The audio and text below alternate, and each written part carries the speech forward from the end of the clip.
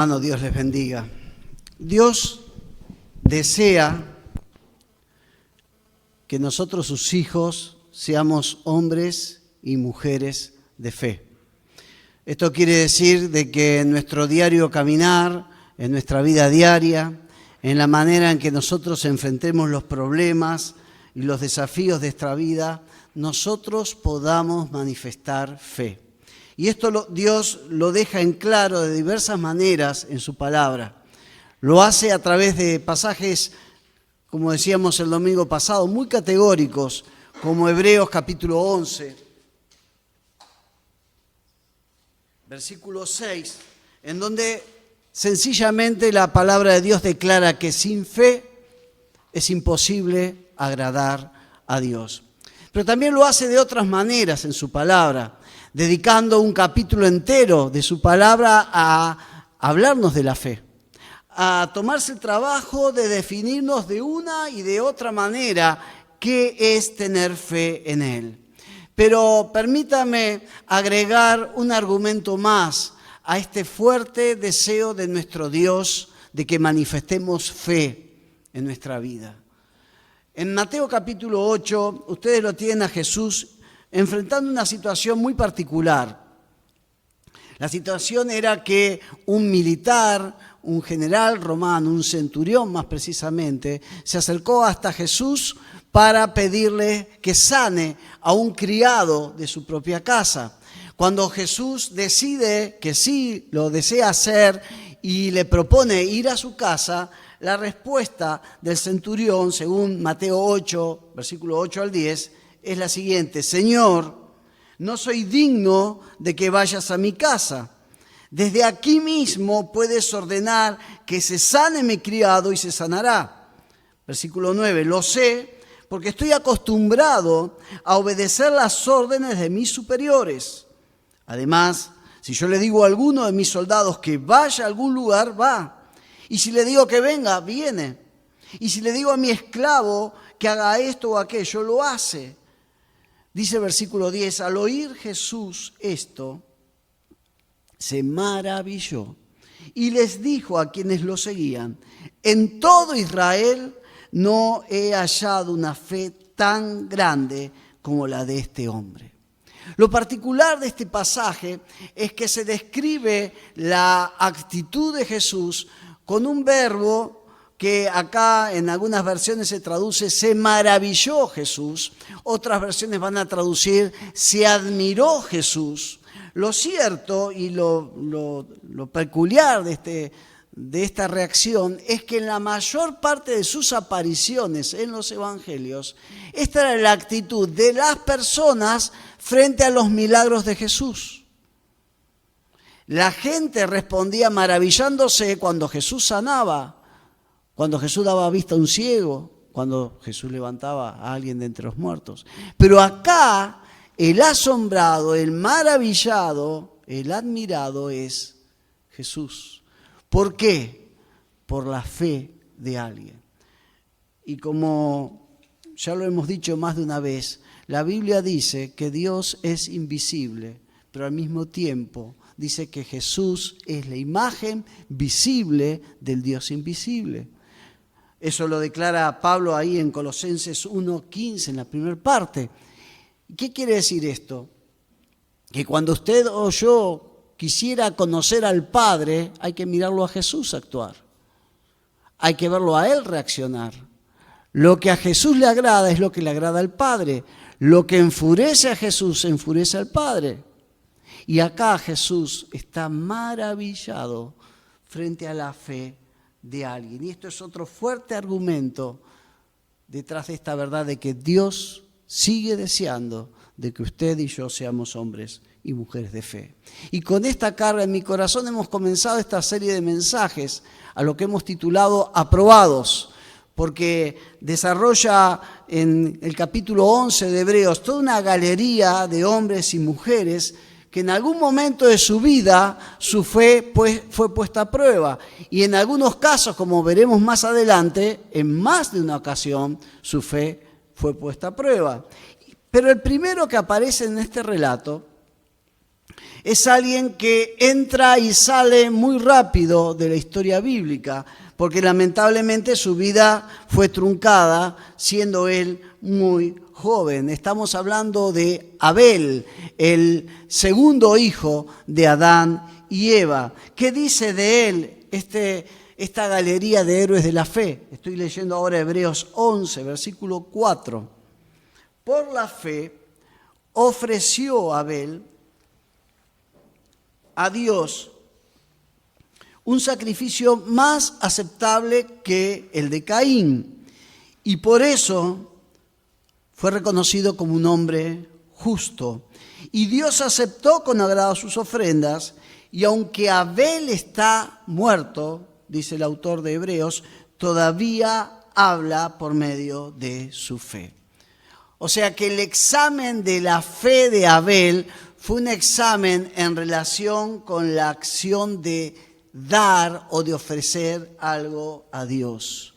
Es importante dejar esto en claro, porque a veces tenemos el pensamiento de que un hombre o una mujer de fe se caracteriza porque Dios escucha sus oraciones, las responde y les concede cosas, y así se manifiesta su fe, y eso es así.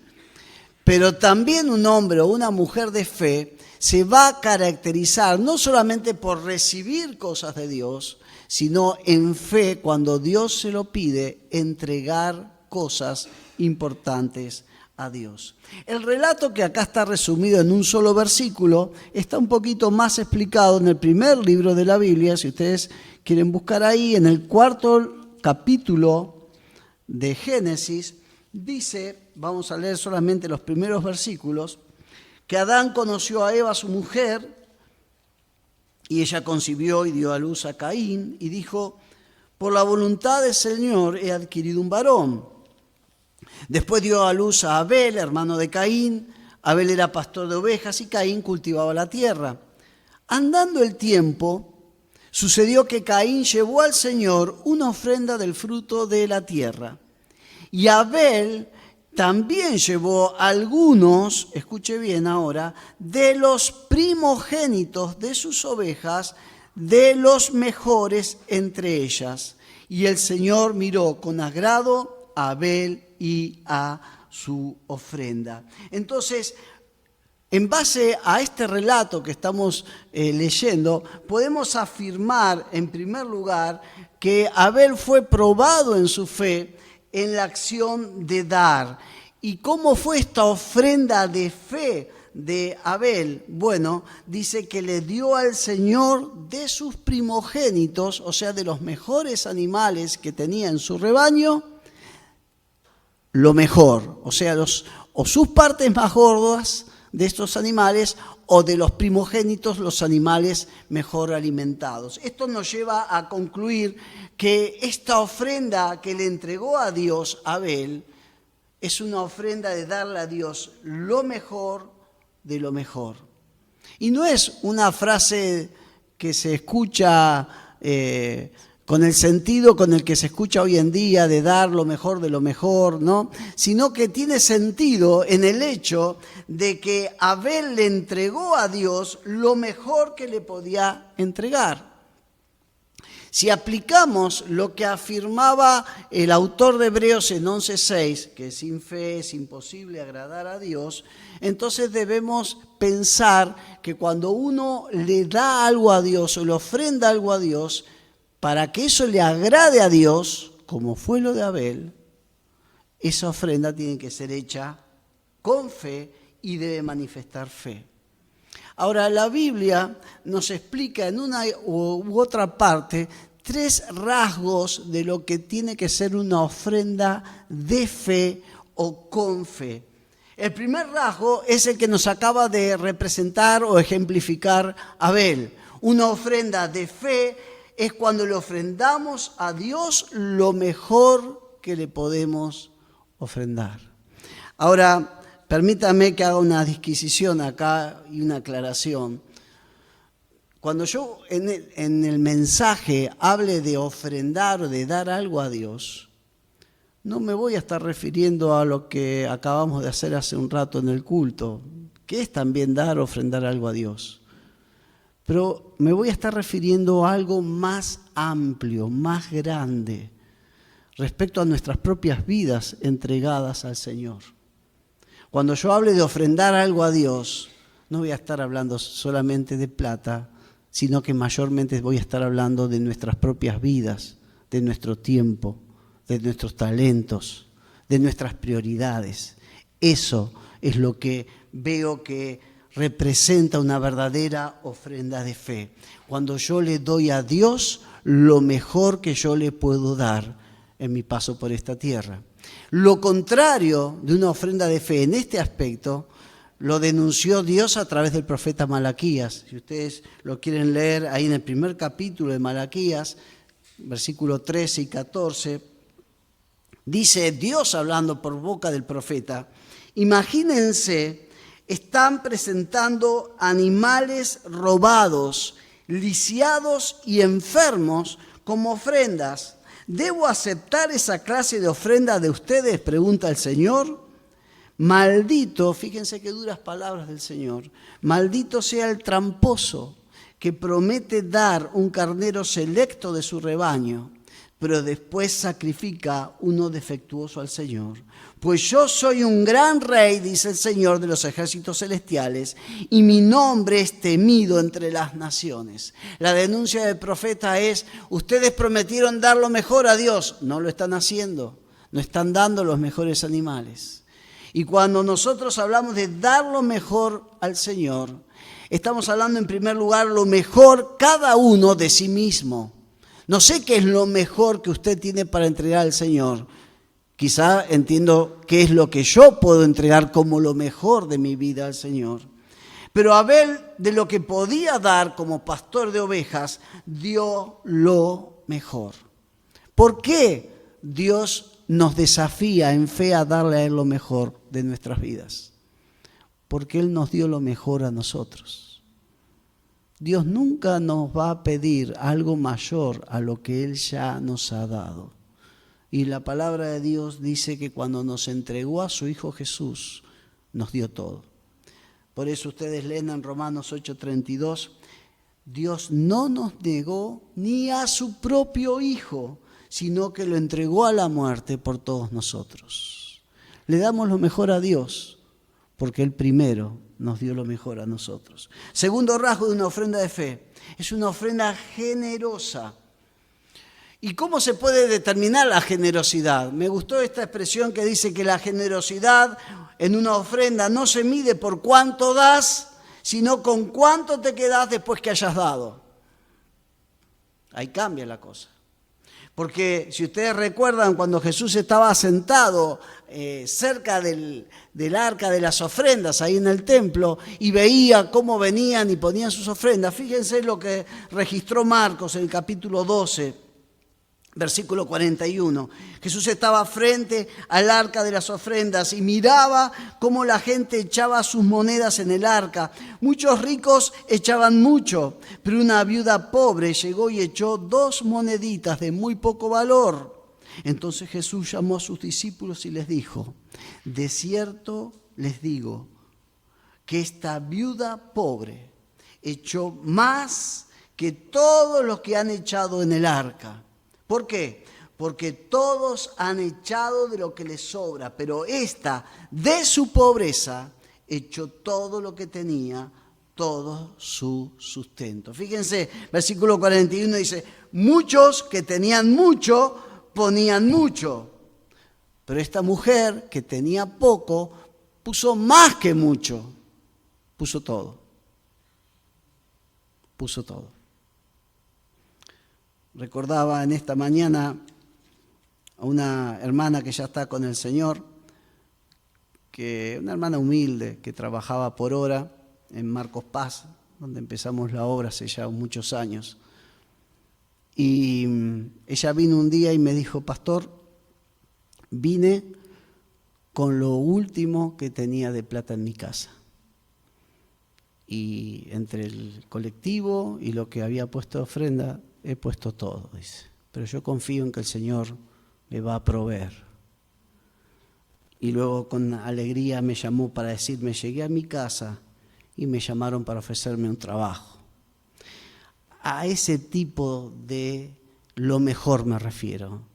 No es un mejor que se mide en dólares e euros, sino una entrega total al Señor de lo que puedo dar. Tercer rasgo de una ofrenda de fe. Es una ofrenda hecha con alegría. Dice 2 Corintios 9:7, cada uno debe dar según se lo haya propuesto en su corazón. Y no debe dar con tristeza, ni por necesidad, porque Dios ama a quien da con alegría. Usted y yo podemos ofrendar a Dios lo mejor al Señor, podemos dar muy generosamente, pero si lo hacemos con ceño fruncido o con cara de espanto, porque no sabemos qué va a hacer de nosotros después de eso, mejor no lo hagamos, porque el espanto y el disgusto y la mala gana desacredita la ofrenda y deja de ser una ofrenda de fe, porque una ofrenda de fe es lo mejor, es generoso, pero es con alegría. ¿Por qué con alegría? Si ustedes miran el versículo anterior, a lo mejor lo van a entender. 2 Corintios 9, pero el versículo 6 dice, pero recuerden esto, el que poco siembra, poco cosecha, y el que mucho siembra, mucho cosecha. A través de la figura de la siembra, ya el apóstol Pablo va introduciendo una verdad espiritual que espero en el Señor que usted se la lleve en su corazón y en su mente en esta noche. Y es que la ofrenda que yo hago a Dios de corazón tiene poder para producir algo.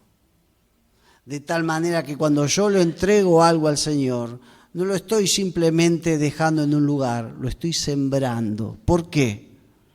Porque cuando uno siembra algo, ¿qué pasa? Eso produce. Y generalmente produce más que lo que uno siembra. Hay poder espiritual cuando usted o yo en fe le damos al Señor lo que Él nos está pidiendo. Ahora bien, supongamos que ni usted ni yo conocen la historia de Caín y Abel y usted lee la historia en Génesis 4, pero solo hasta el versículo 3 que dice que Caín le presentó a Dios una ofrenda de los frutos que cultivaba. Si el relato se cortara ahí, yo no le dijera más nada, a ustedes le quedaría la imagen de que Caín era un buen tipo, era alguien trabajador y era alguien creyente, porque de lo que había producido su campo, él había traído algo a Dios en gratitud, en reconocimiento a la bendición sobre su campo. El problema lo tenemos cuando empezamos a leer la primera parte del versículo 4 de Génesis. ¿Por qué? Porque dice que Abel también presentó una ofrenda, sí, igual que Caín, no igual que Caín. La de Abel eran las mejores partes, como vimos recién, de algunos de los corderos que eran primeras crías de su rebaño. ¿A qué quiero llegar con esto?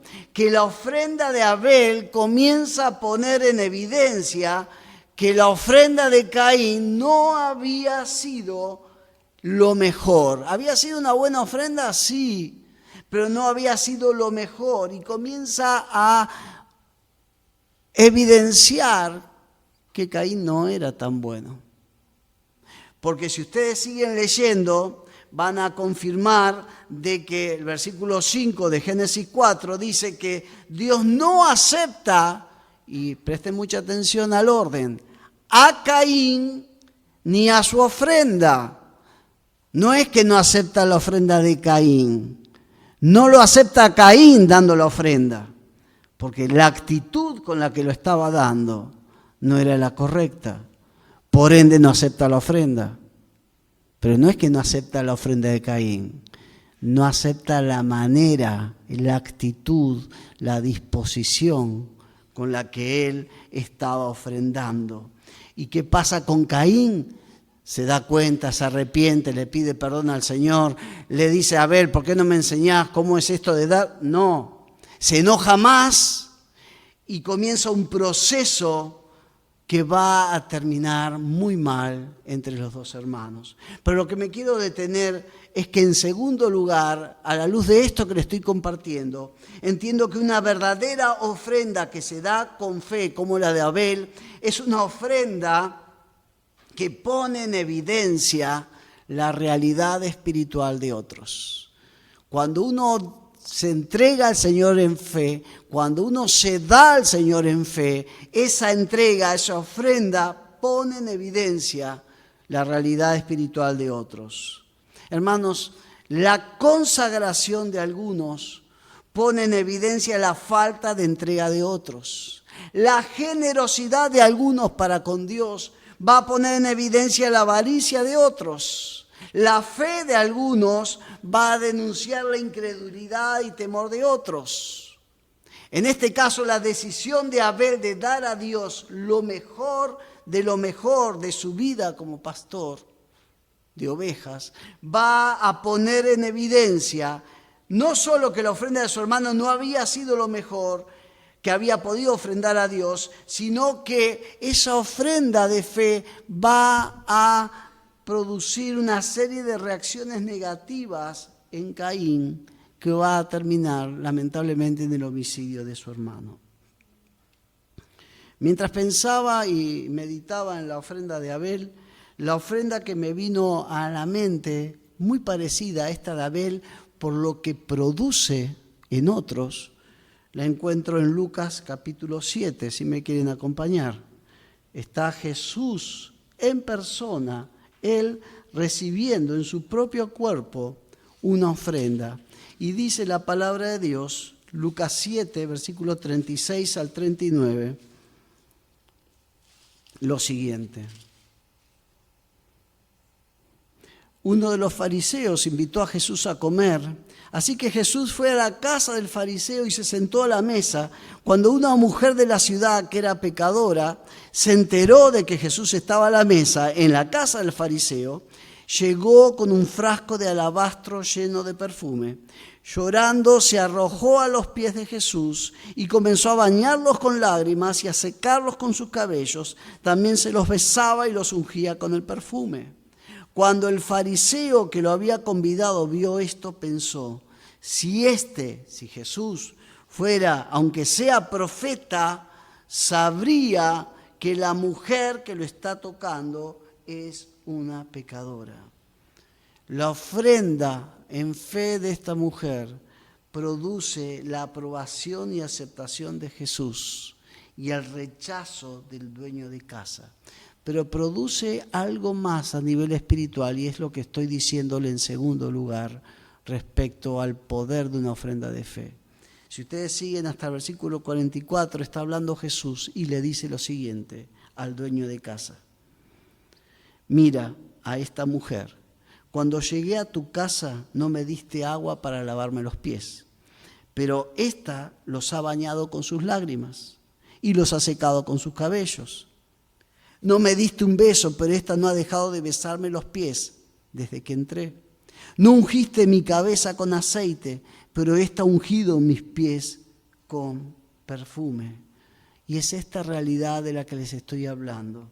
Y es que la demostración de afecto y de gratitud de esta mujer no hizo más que poner en evidencia la falta de afecto, de consideración y de hospitalidad de este fariseo que había invitado a Jesús y que ahora nos quedan serias dudas de por qué lo había invitado. Si era para examinarlo, si era para estudiarlo o si era para mostrarle afecto. La ofrenda de esta mujer puso en evidencia el poco afecto de este hombre hacia Jesús. Benditos aquellos hermanos y hermanas que al dar a Dios ponen la vara muy alta en su consagración y entrega al Señor. Repito, benditos aquellos hermanos y hermanas que en su entrega y consagración al Señor ponen la vara muy alta, de modo tal de que cuando los vemos entregarse al Señor en servicio a Él, en entrega personal a Él, nos miramos a nosotros mismos y nos damos cuenta de que algo podemos hacer mejor, de que algo más podemos dar al Señor. No obstante, aquella ofrenda de fe de Abel también puede tener puntos semejantes a otra ofrenda que otra mujer hizo con Jesús y que ustedes tienen en Mateo 26 y que nos sirve para introducirnos en el tercer y último aspecto de lo que es una ofrenda de fe como la de Abel. Dice Mateo 26, el versículo 6, lo siguiente: mientras Jesús estaba en Betania, en casa de Simón el leproso, se le acercó una mujer. Llevaba un vaso de alabastro con un perfume muy caro que derramó sobre la cabeza de Jesús mientras él estaba sentado a la mesa. Al ver esto, los discípulos se enojaron. Presten atención, los discípulos se enojaron y dijeron: ¿pero qué desperdicio es este? Versículo 9. Pudo haberse vendido esto por mucho dinero y ser dado a los pobres. Una ofrenda sacrificial a Jesús, que Jesús acepta, y aún si ustedes leen todo el relato van a decir: esta mujer me está preparando para mi crucifixión. De tal manera que, como lo he dicho más de una vez, camino a la cruz, si algún tipo de perfume se podía oler en el cuerpo de Jesús, fue el que derramó esta mujer horas antes de su crucifixión. Pero ¿qué pasó en los discípulos? Produjo un efecto negativo. Pero hay algo más. Si ustedes siguen hasta el versículo 14, se van a dar cuenta que a nivel espiritual la ofrenda fue aún más poderosa. ¿En qué sentido? Dice Mateo 26, 14 que Judas Iscariote, que era uno de los 12, fue a ver a los principales sacerdotes y les dijo: ¿cuánto me darían si yo les entrego a Jesús? Y ellos les asignaron 30 piezas de plata. Desde entonces Judas buscaba el mejor momento de entregar a Jesús. ¿Cuándo tomó esta decisión Judas? ¿Qué fue el empujoncito final que tuvo Judas para decidirse traicionar a Jesús? La ofrenda de esta mujer, el desperdicio de esta mujer. Por eso, en tercer lugar, una ofrenda de fe, hermanos, tiene consecuencias poderosas a nivel espiritual. Repito, una ofrenda de fe tiene consecuencias poderosas a nivel espiritual. En el caso de Abel lo confrontó a Caín con su propia realidad espiritual y, como dijimos recién, lo triste es que no lo llevó a un arrepentimiento a Caín, sino que todo lo contrario lo llevó a enojarse con Dios, a enojarse con Abel y cometer el primer homicidio de la historia, que encima fue un fratricidio, la muerte de un hermano a manos de un hermano. Una ofrenda de fe no pasa desapercibida en el mundo espiritual. Tiene serias consecuencias y la Biblia registra en distintas partes del Antiguo y del Nuevo Testamento distintos tipos de ofrendas de fe y el impacto espiritual que esa ofrenda de fe causó en aquel tiempo en los que estaban observándola. Uno de los ejemplos más claros, ustedes lo tienen en 1 Reyes 18. En 1 Reyes 18, la historia es muy conocida, el profeta Elías está convocando a casi más de 850 falsos profetas, entre profetas de Baal y profetas de Acera, al Monte Carmelo. ¿Cuál es la propuesta? Ofrendar a Dios algo. Y yo creo que fue una propuesta de fe de parte de Elías. Porque en nombre del Señor desafió a los profetas, a los falsos profetas, a ellos armar el altar, el sacrificio, pero no poner el fuego. Pedirle a su Dios que mande fuego. Y Elías dijo: después que ustedes lo hagan, voy a hacerlo yo. Y cuando le toca el turno a Elías, luego que los falsos profetas no habían logrado encender fuego de ningún tipo, lo que dice Elías es: Señor, que esta gente sepa que yo estoy haciendo esto porque vos me lo has pedido, y baja fuego del cielo. ¿Y cuál es el resultado de esa ofrenda de fe de Elías?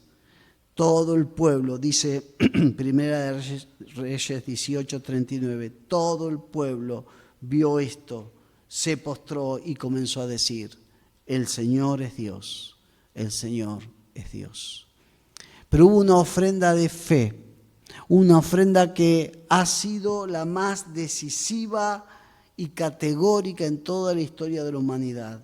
Una ofrenda que estableció un antes y un después en el mundo, pero también sigue estableciendo y marcando hoy un antes y un después en la vida de todos aquellos que creen en Jesús.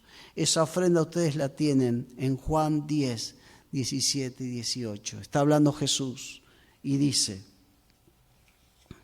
por eso el Padre me ama, porque yo pongo mi vida para volver a tomarla. Nadie me la quita, sino que yo la doy por mi propia cuenta. Tengo poder para ponerla y tengo poder para volver a tomarla. Este mandamiento lo recibí de mi Padre. Y esta ofrenda es la ofrenda de Jesús, de su propia vida en la cruz. Una ofrenda voluntaria. Podemos llamarla una autoofrenda, que es la ofrenda más decisiva, poderosa y determinante de toda la historia. Una ofrenda que Él decidió hacer en completo acuerdo con el Padre. Él se entregó y el Padre lo entregó.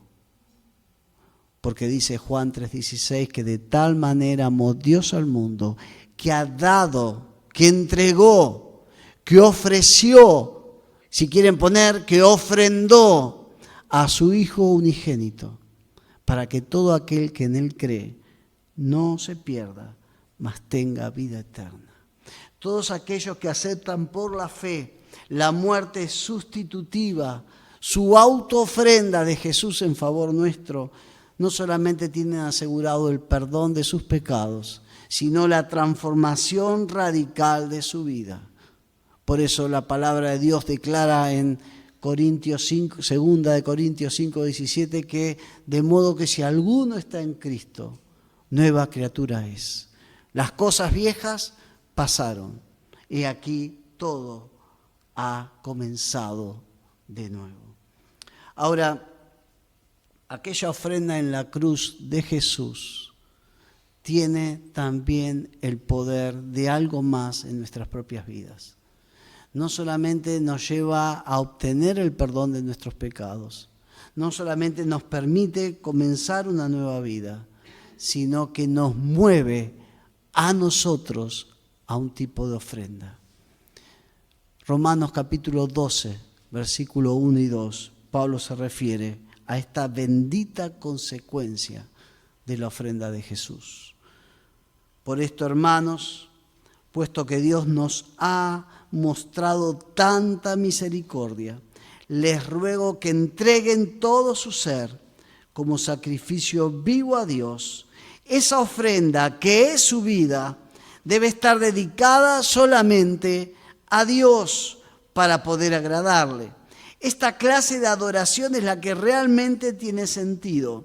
No vivan según el modelo de este mundo. Mejor dejen que Dios transforme su vida con una nueva manera de pensar. Así podrán entender, escuche bien, así podrán entender y aceptar lo que Dios quiere y también lo que es bueno, perfecto y agradable a Él.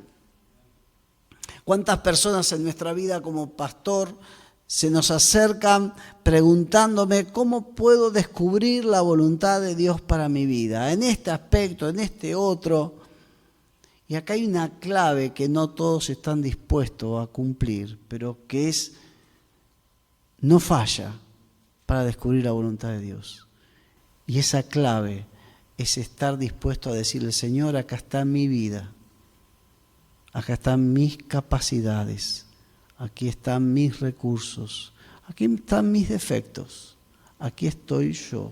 Toda mi vida y todo lo que me queda de vida, te lo entrego a vos para que vos lo uses de la manera, como, cuando y donde vos quieras. Esa sencilla oración aclara el panorama.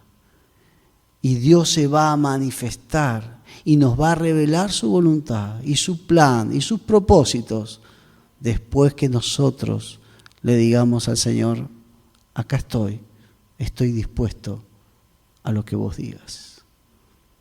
Por eso cuando hoy les decía, cuando yo hable de ofrenda, no voy a estar hablando tanto de lo que hicimos en este culto, aunque es parte de ella.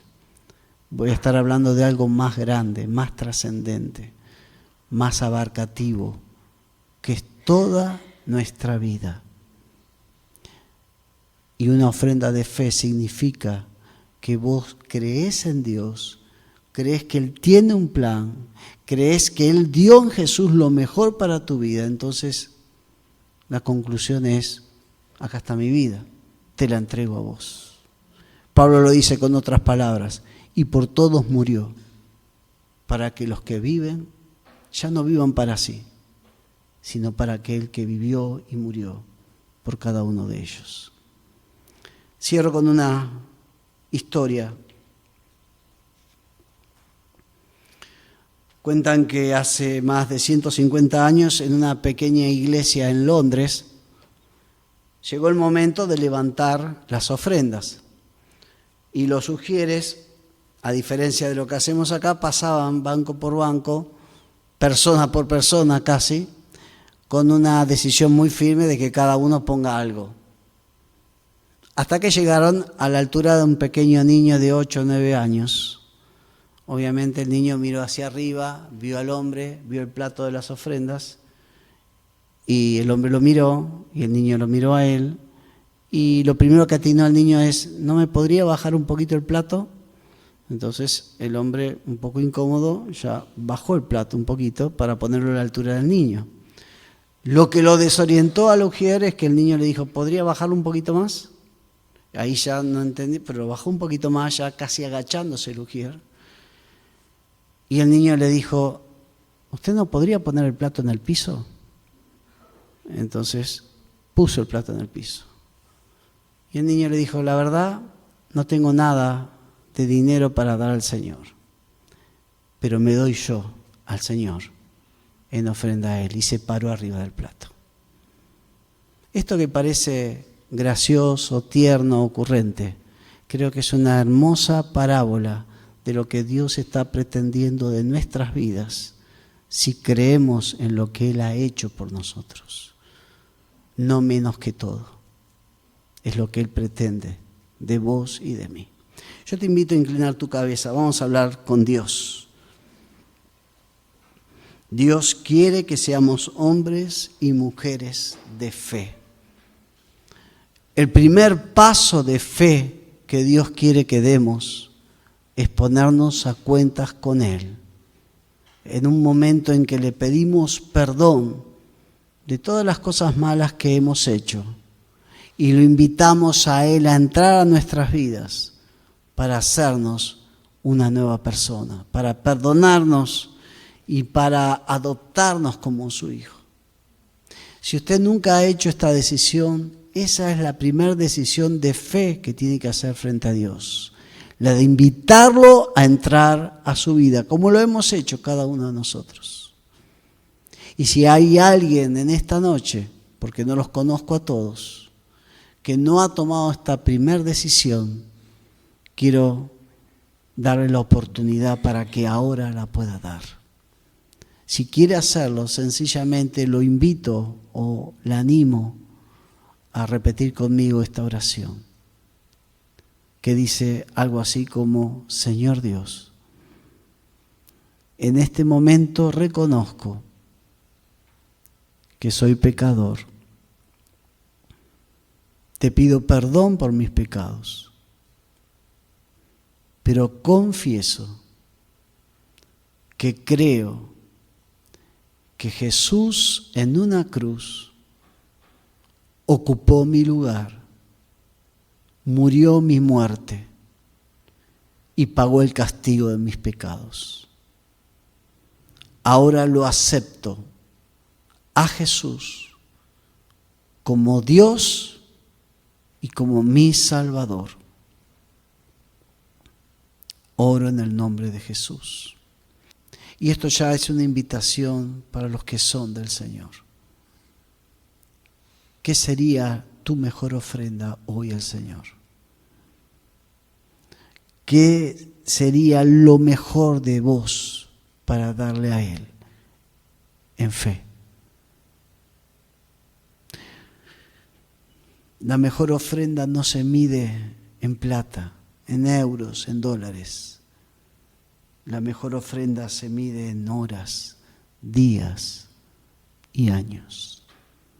Aquellos que en esta noche están dispuestos a poner su vida en el altar del Señor, sencillamente para decirle: Señor, acá está mi vida, te lo ofrezco. Quiero conocer tu voluntad, quiero estar donde vos quieras que esté, quiero hacer lo que vos quieras que haga, pero quiero tomar esta decisión de, como decía Pablo, entregarme en un sacrificio vivo, santo y agradable a vos. Si hay alguien que quiere tomar esa decisión, yo quiero invitarlo a ponerse de pie delante del Señor. No es algo que tiene que obligar a nadie a tomar esta decisión. Es solamente una decisión frente a aquel que lo dio primero todo.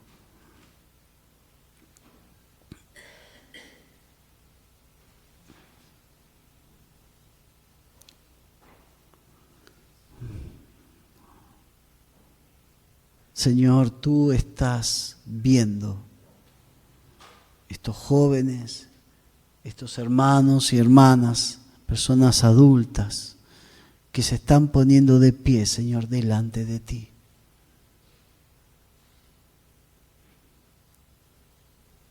Que están diciéndote: Señor, acá estoy. Toma mi vida. Úsala. Estoy disponible. Manifiéstate, guíame. Señor, gracias porque sé que estás tomando estas ofrendas de fe, ofrendas de vida, ofrendas de presente y de futuro, ofrendas que van a abrirte puertas a ti, oh Dios, para usar vidas, para impactar vidas. Señor, te entregamos esto a ti, porque tú eres digno. Tú nos has dado todo en Cristo.